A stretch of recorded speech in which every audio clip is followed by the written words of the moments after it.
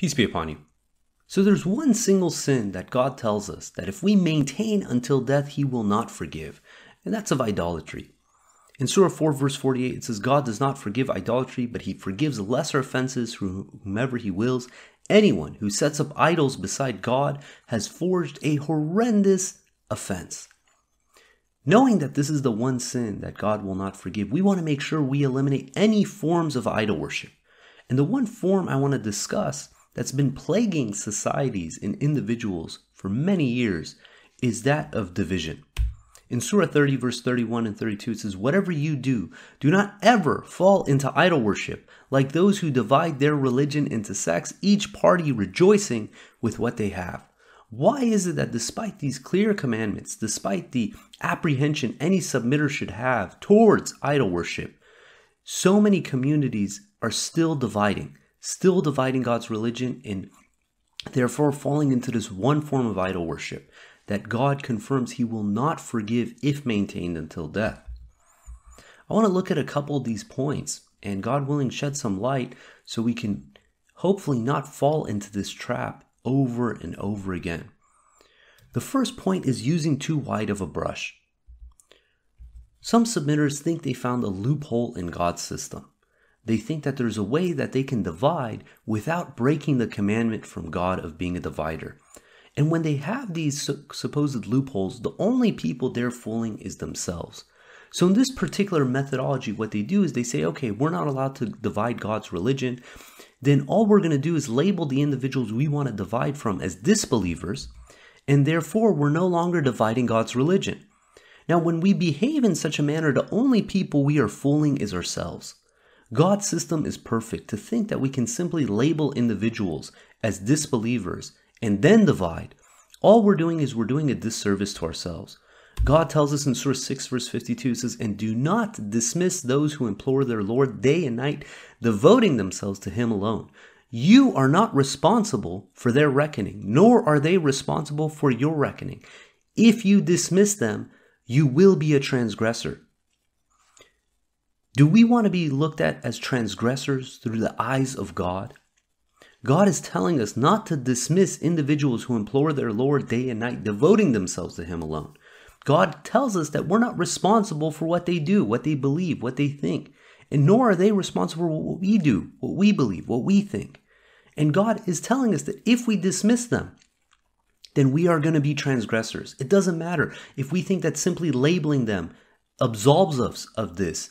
Again, we're only fooling ourselves. God goes one step further in 494. It says, O you who believe, if you strike in the cause of God, you shall be absolutely sure. Do not say to one who offers you peace, you are not a believer, seeking the spoils of this world, for God possesses infinite spoils. Remember that you used to be like them, and God blessed you.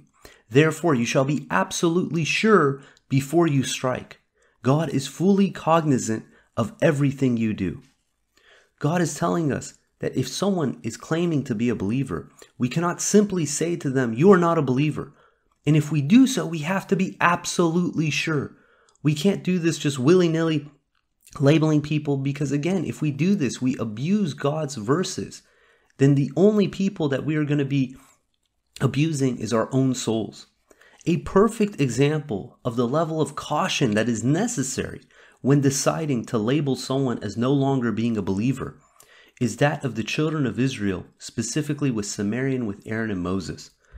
If we look at the level of care that was considered when banishing the Sumerian from the children of Israel, it might become apparent of how we should behave to individuals in our own communities.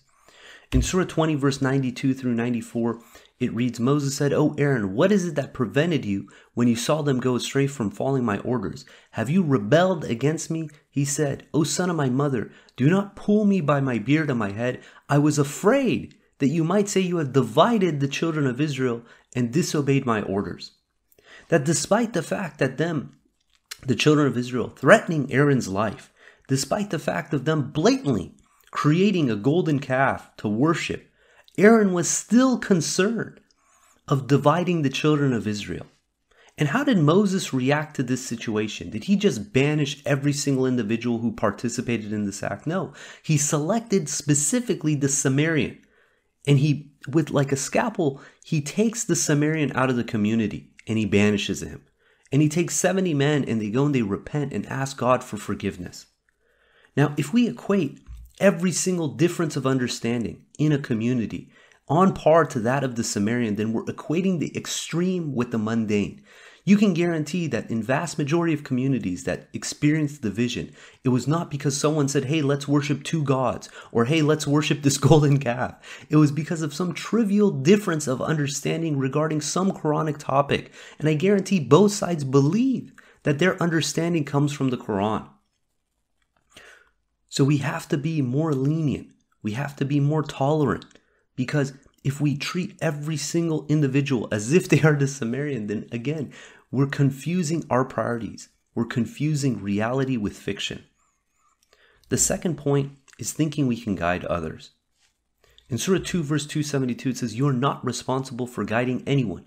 God is the only one who guides whoever chooses to be guided." God is informing us that we have no responsibility on guiding people.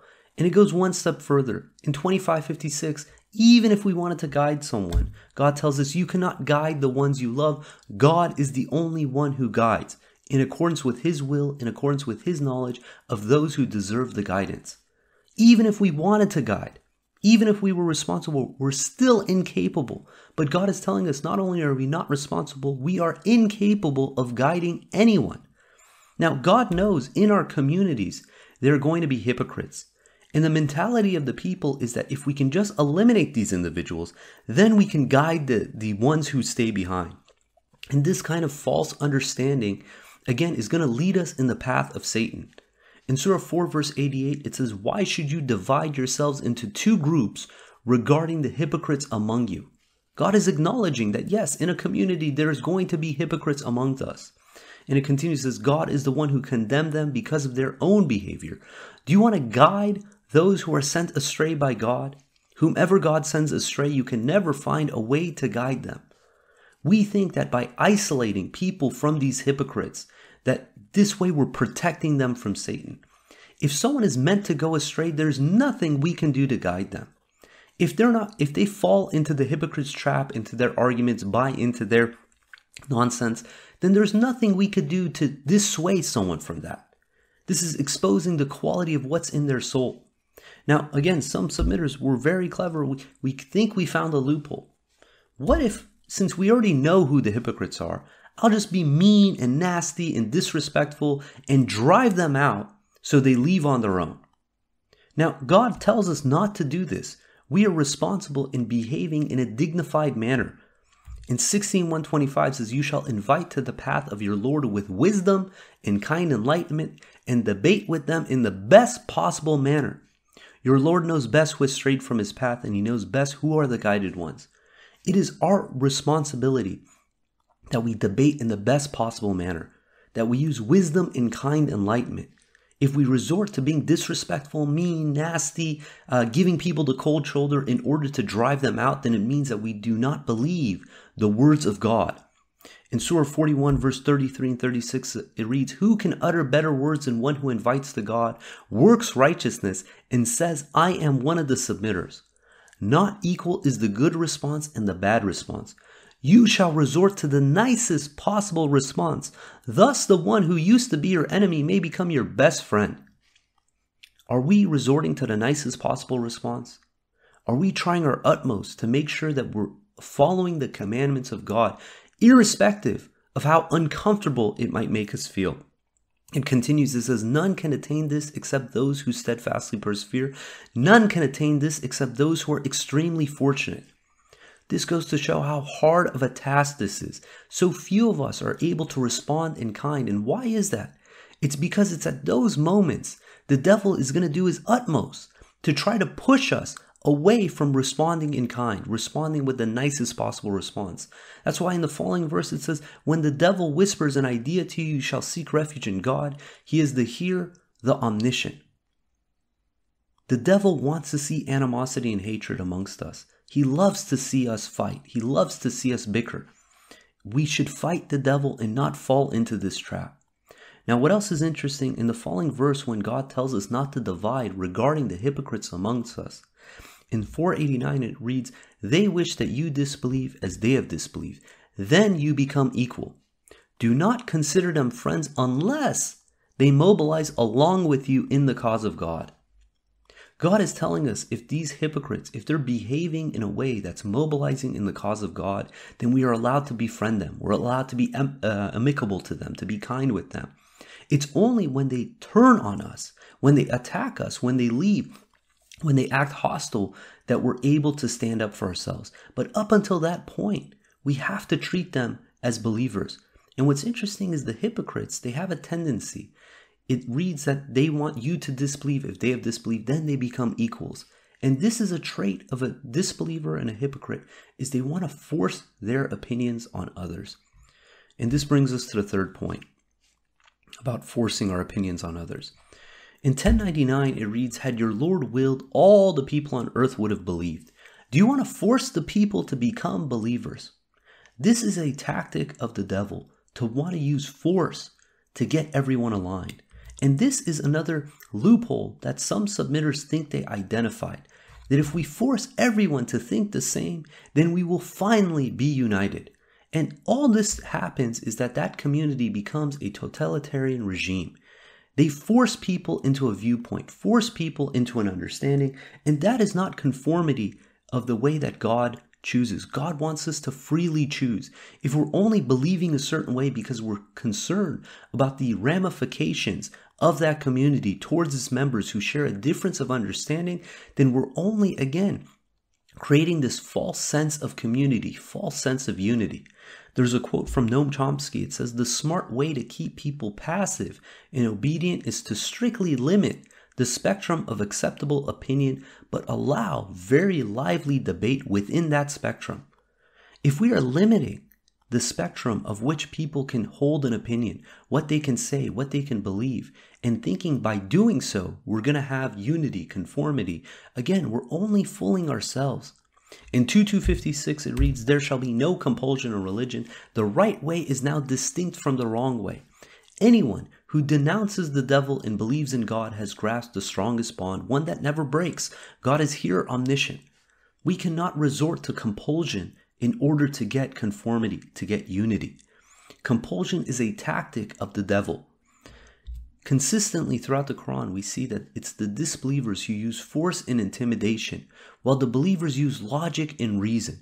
We have the example of Moses and Aaron. They go to Pharaoh and they provide 9 miracles. They provide logic and reason towards their point of view. And when the magicians see the proofs and they fall prostrate, Pharaoh's response to them in 2071, he said, "Did you believe in him without my permission?" As if they need the permission of an individual to hold a belief. We are each entitled to hold whatever belief we want. This is God's gift to mankind, the freedom of choice. Now, if we're going to use our intimidation tactics to force individuals towards a belief, then we're eliminating this choice from those individuals. In Surah 7, verse 88, in the context of Shuaib, it reads, "The arrogant leaders among his people said, 'We will evict you, O Shuaib, together with those who believe with you from our town, unless you revert to our religion.' He, Shuaib, said, 'Are you going to force us?'" If we're going to tell people, look, unless you revert to our religion, our way of understanding, our way of viewing certain Quranic topics, then we're going to eliminate you. We're going to banish you from this community. Then we're using the tactics of the devil. This brings us to the fourth point. Focusing on others when we should be focusing on ourselves. In Surah 5, verse 105, it reads, "O you who believe, you should worry only about your own necks. If others go astray, they cannot hurt you as long as you are guided. To God is your ultimate destiny, all of you. Then he will inform you of everything you had done." We need to only be concerned with our own necks. We shouldn't be concerned with how other people believe and what their thoughts are, what's in their hearts. Because the second we do that, we lose focus to this small opportunity to make it back to God's kingdom. In the Bible, in the book of James, it asks, "What causes fights and quarrels among you?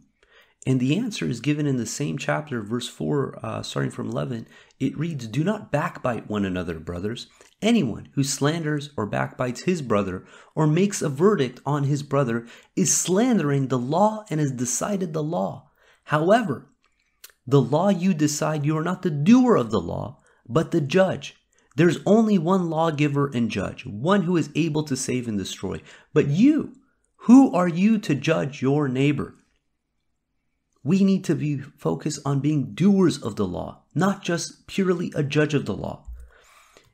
So many people, they want to just enforce justice and they abandon all the commandments in the Quran of how we are supposed to treat one another, how we're supposed to behave in a community. And they think that that supersedes their act of their righteousness, that by being a judge of the law, labeling individuals, deciding who should stay and who should go, that this is more righteous than being a righteous individual. This kind of understanding, again, is going to lead us all to hell. And this does not mean we don't judge. By God's leave, we judge by the Quran. We use the verses of the Quran to make sure we're acting accordingly with God's commandments. And this brings us to the fifth point, not taking action. Let's say there's a debate going on and there's two sides and they start going at it, arguing and fighting continuously. And we say, you know what? I'm neutral. I'm not hot-headed. I'm not going to get involved, as if this is beneficial to the community. But by being neutral, by not taking an active approach to make sure that the peace is maintained in the community, we're breaking another one of God's commandments. In Surah 49, verse 9, it reads, "If two groups of believers fought with each other, you shall reconcile them. If one group aggresses against the other, you shall fight the aggressing group until they submit to God's command. Once they submit, you shall reconcile the two groups equitably. You shall maintain justice. God loves those who are just." God is giving us a commandment that if we see two groups of believers fighting, that we fight the aggressing group until they submit to God's command. And what is God's command? Is that they stop aggressing. Aggression is only permitted against the aggressors.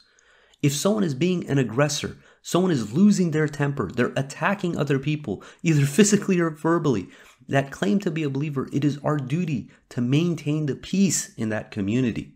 In 49:10, it says, "The believers are members of one family. You shall keep the peace within your family and reverence God, that you may attain mercy."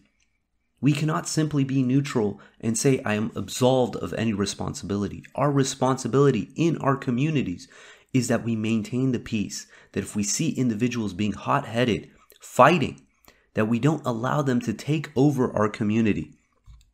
There's a quote from Rabbi Abraham Joshua Heschel. It says, "Few are guilty, but all are responsible." We all bear a responsibility to make sure that the peace is maintained. If we sit back and we allow the devil to take over, we hand the devil the keys to our community, then we have no one to blame but ourselves because we failed to uphold God's commandments. Thucydides made the quote, it says, "The society that separates its scholars from its warriors will have its thinking done by cowards and its fighting by fools." We cannot leave the fighting to those who are hot-headed, they have strong opinions, strong personalities, and allow them to take over the community. It is the job of those who are on an even keel, who are neutral, who aren't aggressive, to intervene to make sure that the peace is maintained. And this brings us to the sixth point, forgetting who our real enemy is.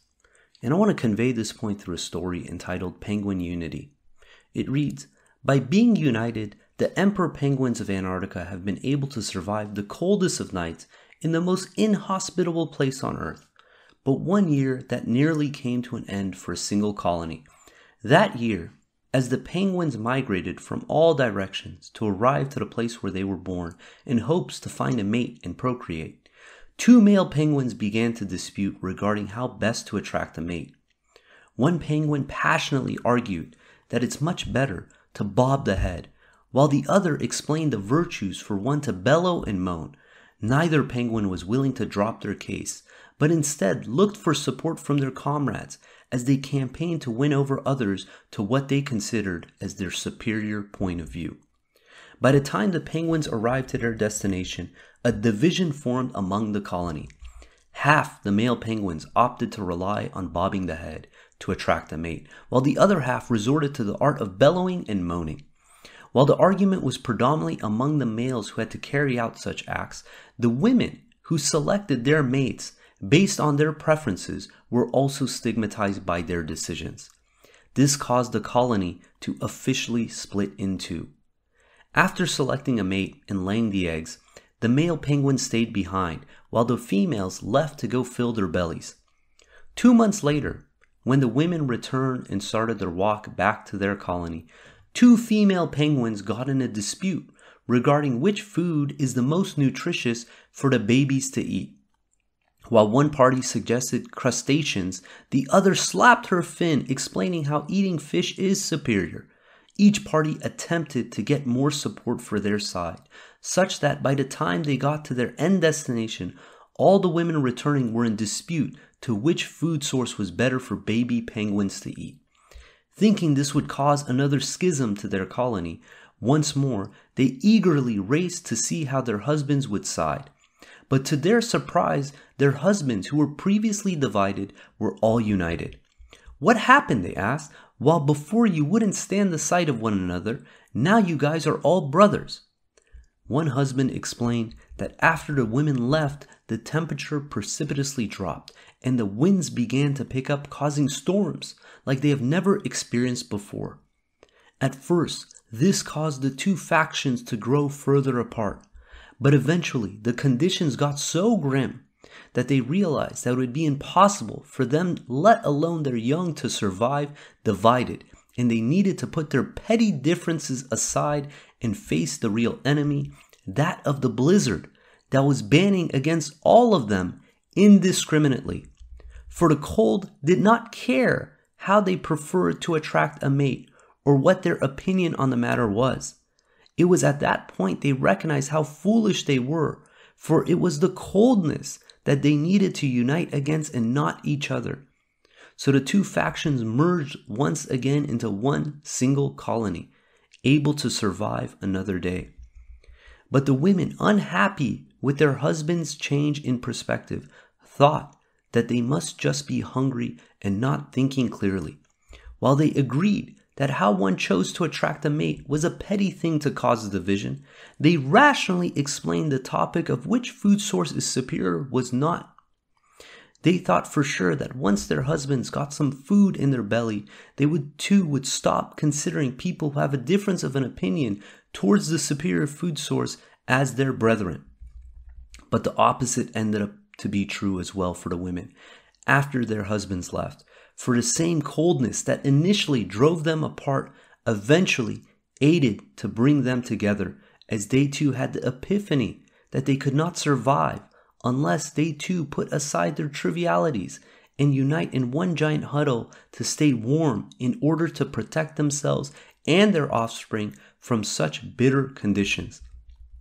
Then from then on, while disputes would still occur, their new appreciation for unity would not allow their differences to tear the colony apart into factions, letting their community to survive for many generations to come. Oftentimes, we forget who our real enemy is. We think it's each other. We think it's individuals who have a different point of view than we do. But the real enemy is that of the devil. The devil does not care what our viewpoint is. He bans against us indiscriminately. And we see an example of this in 28:15 with Moses. It reads, "Once he entered the city unexpectedly without being recognized by the people. He found 2 men fighting. One was a Hebrew from his people, the other was an Egyptian from his enemies. The one from his people called on him for help against his enemy. Moses punched him, killing him. He said, 'This is the work of the devil. He is a real enemy and a profound misleader.'" Moses did not blame the Hebrew for pulling him into the mess. He realized that he was not the enemy, nor was it the Egyptian. It was the devil that caused these actions, the devil that caused him to fall. And once we realize that it's not each other, that it's the devil who's causing this animosity and hatred and infighting and division, then we can all band together against this one common enemy. Because the devil, he loves to see believers fight. He loves to see us dispute because it's the one way that even if someone is holding the right understanding, the right point of view, they're still wrong by their actions. He can win against everyone. It doesn't matter if you're right or wrong. When our actions are wrong, we fall to the devil's trap. God tells us in Surah 61 verse 4, it says, God loves those who fight in his cause united in one column like the bricks in one wall. We need to be united against the devil, not against each other. If we fail to understand that and we waste our energy fighting each other, then the devil wins. We're handing the devil the keys to our community, and we're falling into idol worship, the one unforgivable sin. God tells us in 17:53, it says, tell my servants to treat each other in the best possible manner, for the devil will always try to drive a wedge among them. Surely the devil is man's most ardent enemy. In Surah 3, verse 103 through 105, it reads, you shall hold fast to the rope of God, all of you, and do not be divided. Recall God's blessings upon you. You used to be enemies, and he reconciled your hearts. By his grace, you became brethren. You were at the brink of a pit of fire, and he saved you therefrom. God thus explains his revelations for you, that you may be guided. Let there be a community of you who invite to what is good, advocate righteousness, and forbid evil. These are the winners. Do not be like those who became divided and disputed, despite the clear proofs that were given to them. For these have incurred a terrible retribution. God willing, we're going to end there. If you guys got comments or questions, please hit us up at QuranTalk@gmail.com. And until next time, peace and God bless.